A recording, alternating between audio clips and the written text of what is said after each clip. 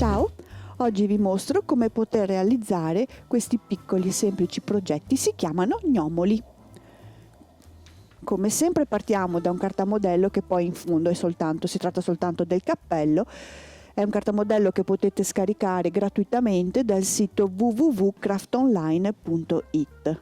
I materiali sono molto semplici e potete trovarli veramente ovunque. Io ho scelto una base di legno e quello che serve sono una testina da 35 mm. Io la coloro di rosa, però in realtà va benissimo anche grezza. Alla testina incollo il nasino, che è una piccola perla di legno. Grosso modo al centro della testina, con i buchi della perla ai lati, perché poi vado a coprirle con la barba, così non si vedono.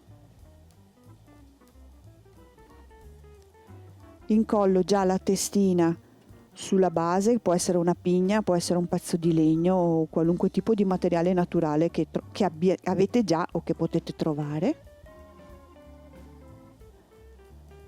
Così. Teniamo fermo un attimo, che ci vuole un attimo che si incolla. Nel frattempo, allora io ho trovato questo tipo di lana, che è una lana molto pelosa, molto bella. Però questo tipo di progetto può essere fatto con qualsiasi tipo di lana, in realtà, purché abbia un pochino di spessore, perché se è troppo fina non dà l'effetto di barba. E non devo far altro che cominciare a ricoprire la mia faccina. Parto all'inizio da un punto qualsiasi intorno al naso, che così comincia a coprire i buchini, e poi ci giro attorno alla sfera. In realtà questo progetto è molto semplice. La cosa bella è i tipi di materiale che dovrete ricercare un pochino, a parte il cappello che viene fatto con un pezzo di panno lenci, ma se trovate della lana pelosa, un po' grossetta, insomma, il progetto è molto veloce e molto facile, potete farlo anche con dei bambini. Gli gnomi poi vanno bene veramente dappertutto, potete farli anche natalizi, basta semplicemente metterci il cappellino che abbia tema Natale e decorarli con dei piccoli soggetti natalizi anziché magari con altre pigne come ho fatto io. Sta barba diventa praticamente quasi come una sciarpetta. Poi tagliamo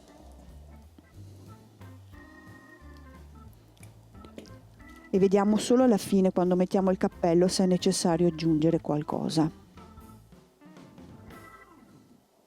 Ecco qua, il cappellino naturalmente è disegnato sul panno lenci al rovescio, ok, qui c'è il disegno, poi lo cucio soltanto nei due lati, è indicato nel cartamodello solo un lato e l'altro, questo è il disegno del cappello, lo giro sul dritto, spingo bene la punta e il cappello è pronto, non devo far altro che infilarlo, ok, sulla testa del mio gnomo, ci metto un po' di colla, così resta fermo.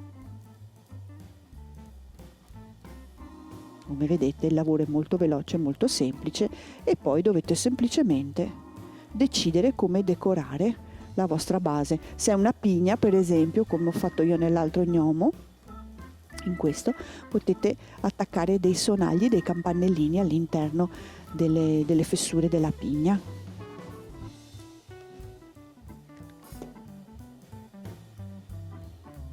Questo è davvero molto carino come regalo e come pensierino da fare anche all'ultimo minuto a Natale, per amiche o parenti. Volendo sul cappellino potete anche imbottirlo un pochetto prima di inserirlo nella testa, che così fa un pochino più di volume. Ok, qui sta tutto nella vostra fantasia. Ecco qui, pronto il mio progetto.